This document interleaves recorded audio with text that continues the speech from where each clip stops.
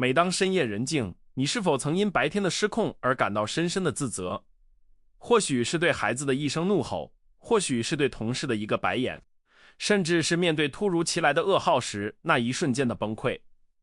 我们总是误以为学习斯多葛哲学就意味着必须随时保持心如止水，仿佛只要读了几句马可·奥里略的名言，就能立刻变成一尊毫无情绪的石像。这种对完美平静的错误追求，往往不是解药，而是另一种更加隐蔽的毒药。它让我们在面对真实的人性时感到更加挫败和无力。我们被灌输了一种虚假的斯多葛形象，一个面无表情、对世间万物无动于衷的圣人。然而，这是一个巨大的谎言。斯多葛哲学从未承诺过你将永远处于无波无澜的状态，它更没有要求你切除所有的情感神经。真正的斯多葛主义者并非感受不到痛苦、愤怒或恐惧，而是他们懂得如何在这些情绪的巨浪袭来时不被卷入深渊。试图追求恒久的平静是对人性的背叛，因为只要我们还活着，只要心脏还在跳动，我们就会对外界的刺激产生生理性的反应。试想一下，如果你的亲人离世，或者你遭遇了极不公正的背叛，难道斯多葛哲学会要求你像个机器人一样毫无反应吗？绝对不是。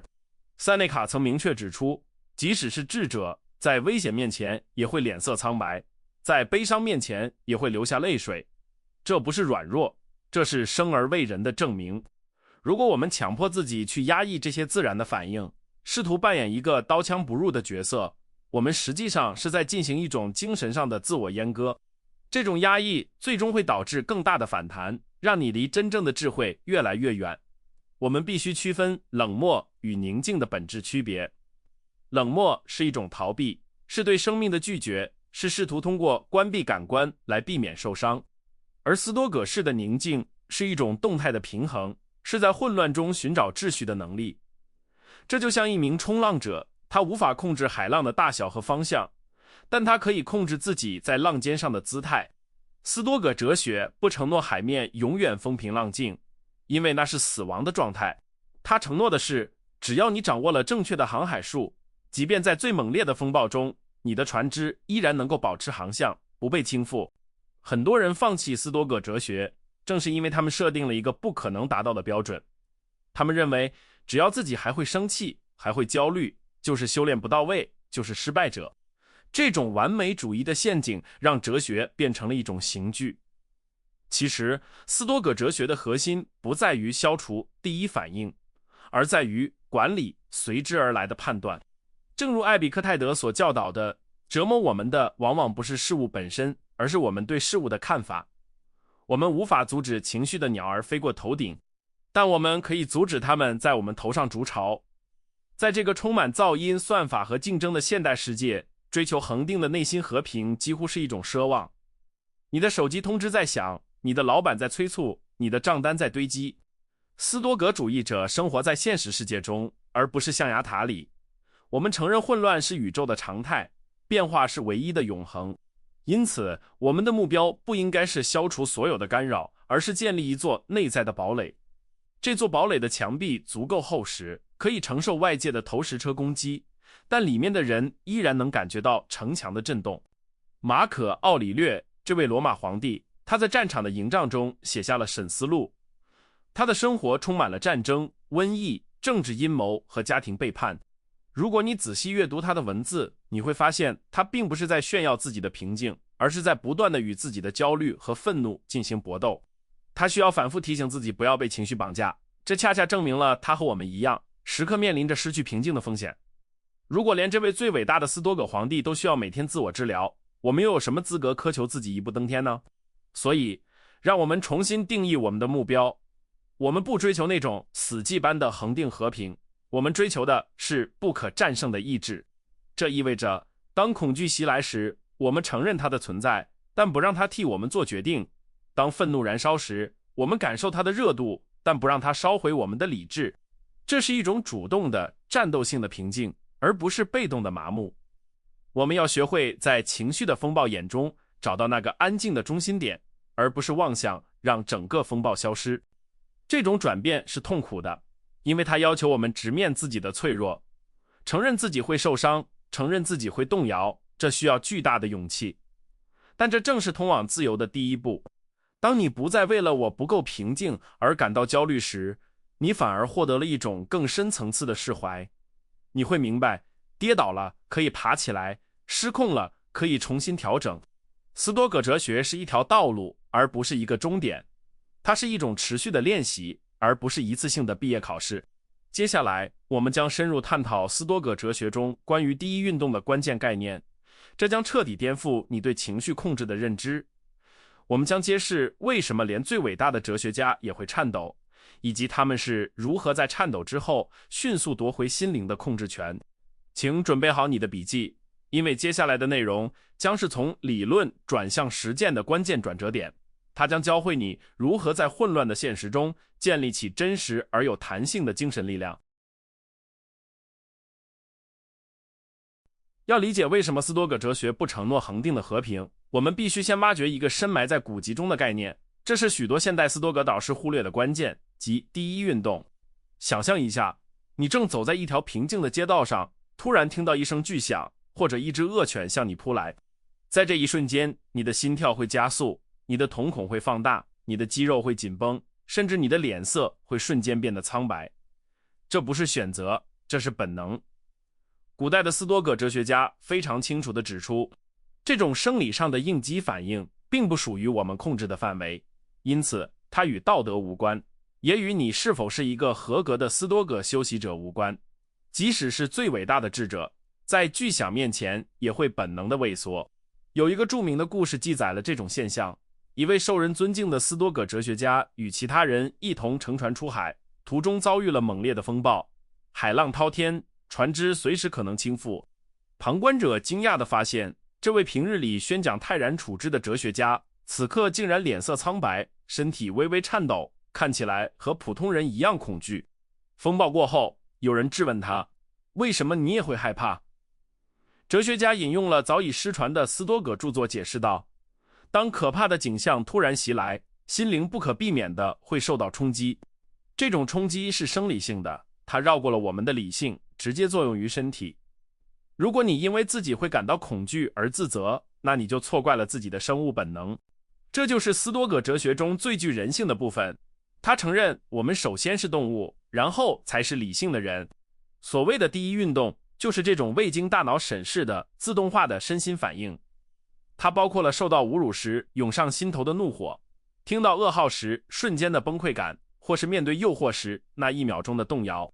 这些都不是罪，也不是弱点，它们只是自然的信号。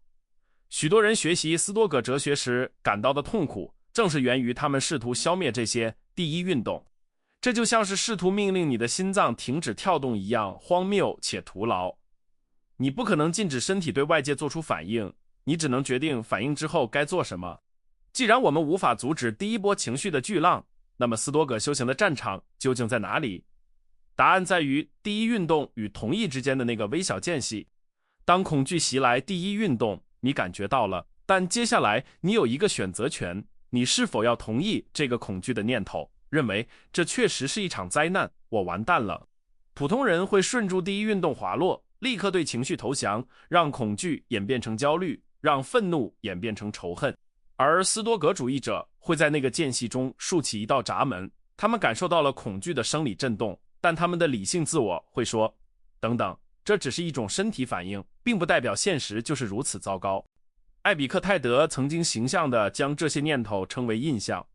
他教导我们要对每一个闯入脑海的负面印象进行盘问，就像门卫检查陌生人的证件一样。当一个焦虑的念头出现，说你将会失去工作，你会流落街头，你应该对着这个念头说，你只是一个印象，你绝不代表事物的本质。这种将客观事件与主观判断剥离的能力，才是斯多葛哲学所承诺的真正力量，而来自于你有能力在干扰和反应之间插入一个理性的过滤器。这是一个主动的认知过程，而不是被动的麻木状态。然而，这正是为什么斯多葛哲学不能保证恒定和平的原因，因为这个过滤的过程需要消耗巨大的能量，而且需要时刻保持警惕。只要我们活着，外界的刺激就会源源不断地涌来，我们的身体就会不断地产生第一运动。这意味着心灵的守卫永远不能下班。你不可能练成一次神功就一劳永逸，每一次愤怒的升起都是一场新的战斗，每一次欲望的挑逗都是一次新的考验。那种一劳永逸、永远快乐的状态是宗教的承诺，不是哲学的现实。哲学承诺的是，只要你坚持练习，这场战斗会变得越来越容易，你的恢复速度会越来越快。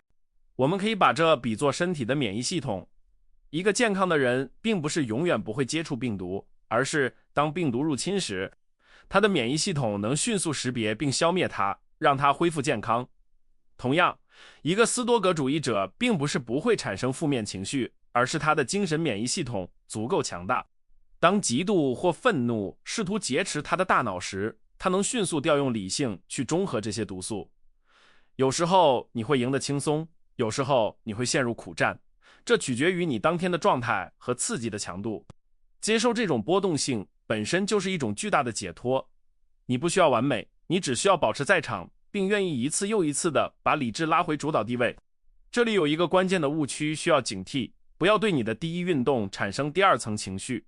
很多人在发现自己生气后，会对自己竟然生气了这件事感到愤怒或羞愧。这种对情绪的情绪才是最消耗能量的内耗。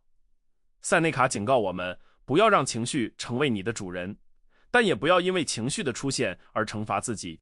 当你感觉到那股不由自主的冲动时，深呼吸，承认它的存在。我的身体又在报警了。然后像观察一个吵闹的孩子一样观察它，直到那股生理上的能量慢慢消退。不要对抗，要旁观，不要压抑，要疏导。为了实践这一点，我们需要引入一个极其强大的工具，那就是认知距离。当你被某个情绪淹没时，试着用第三人称来描述正在发生的事。不要说我很生气，而要说某某，你的名字现在感觉到一股愤怒的能量在他的胸口聚集。这个简单的语言转换能瞬间把你从情绪的漩涡中拉出来，让你变成一个观察者。这就是马可·奥里略在《审思录》中反复使用的技巧。他不断地解剖自己的感受，将其还原为单纯的生理现象。一旦你将情绪客观化，它就失去了控制你的魔力。我们必须明白，斯多葛式的平静不是死水的平静，而是流水的平静。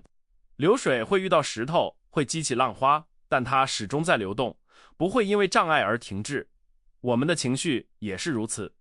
不要指望有一天你会达到某种涅槃境界，从此不再有任何波澜。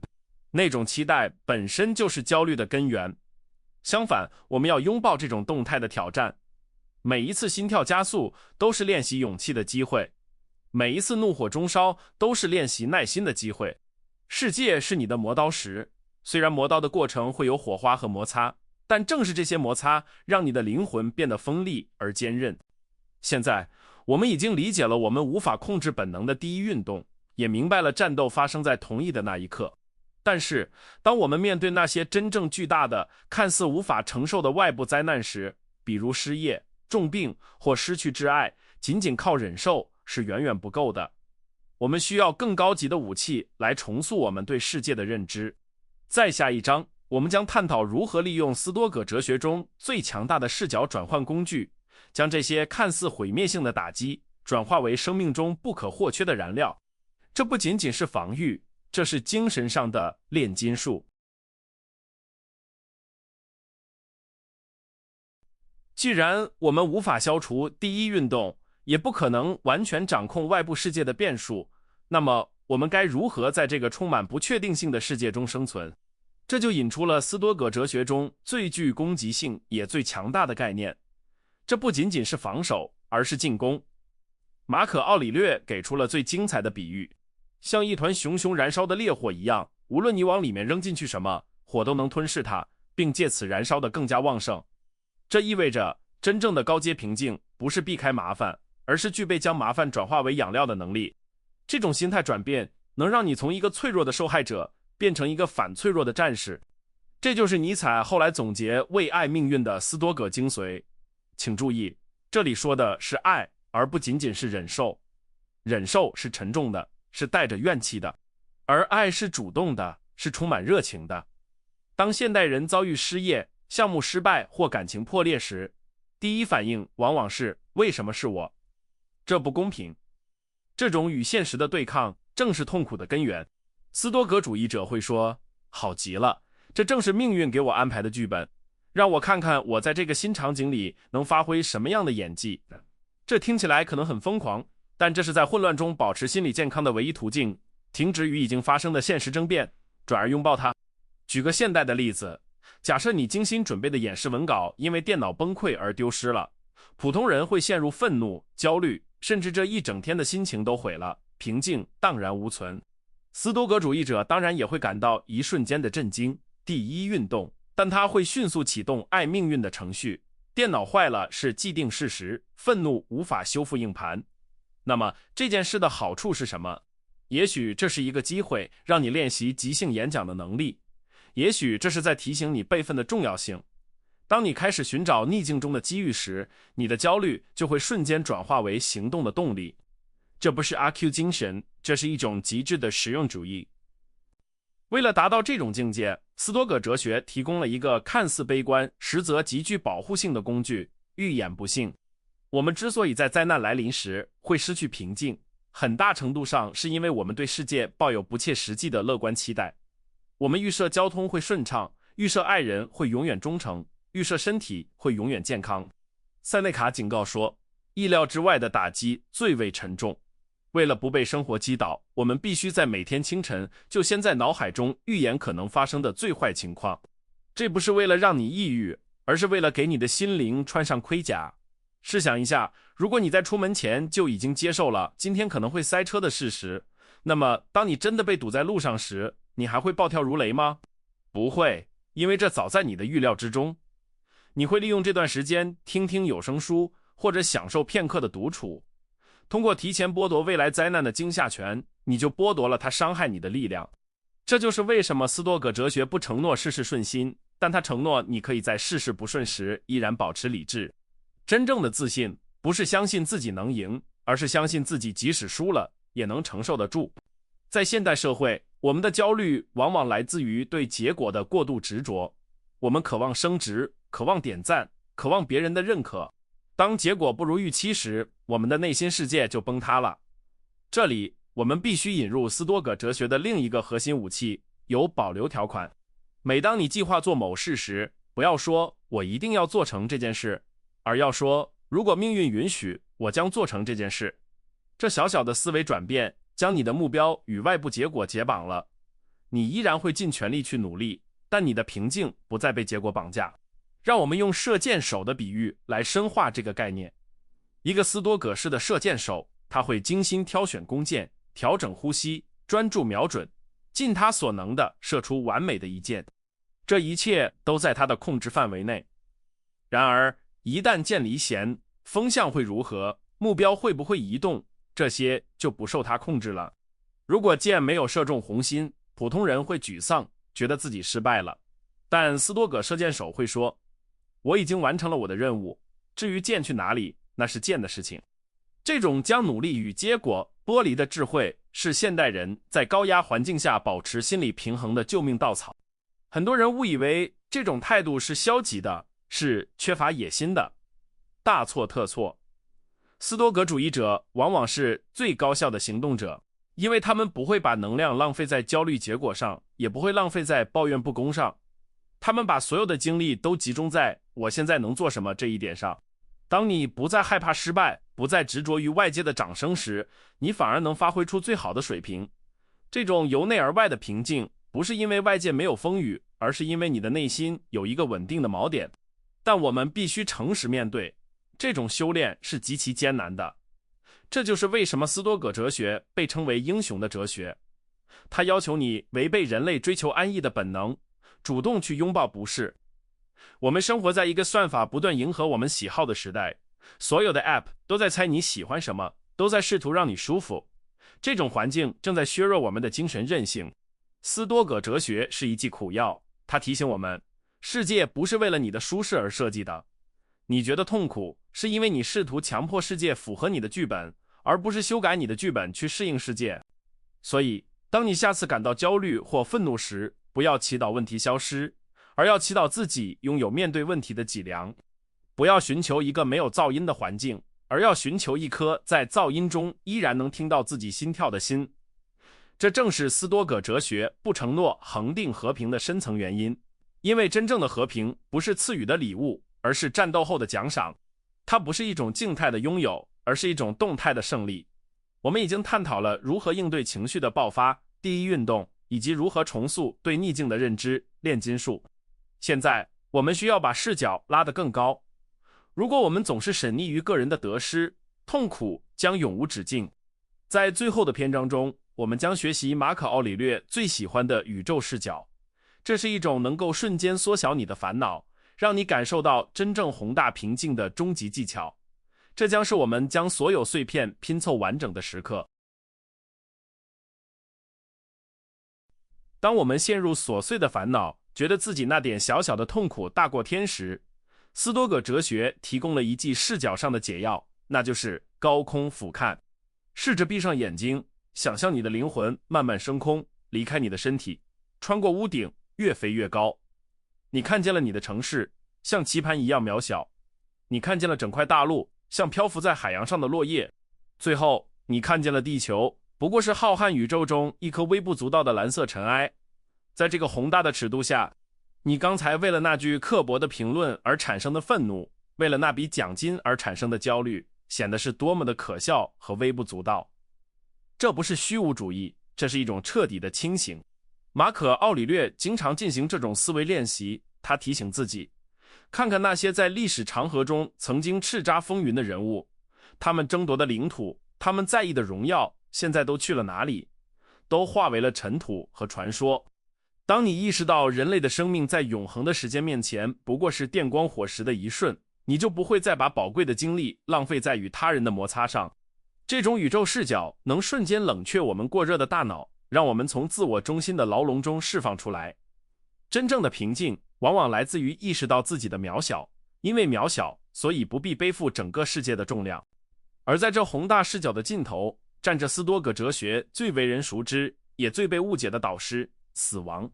我们总是避讳谈论死亡，以为只要不去想它，我们就能获得虚假的安宁。但斯多葛主义者选择直视它，勿忘必死，不是为了吓唬你，而是为了唤醒你。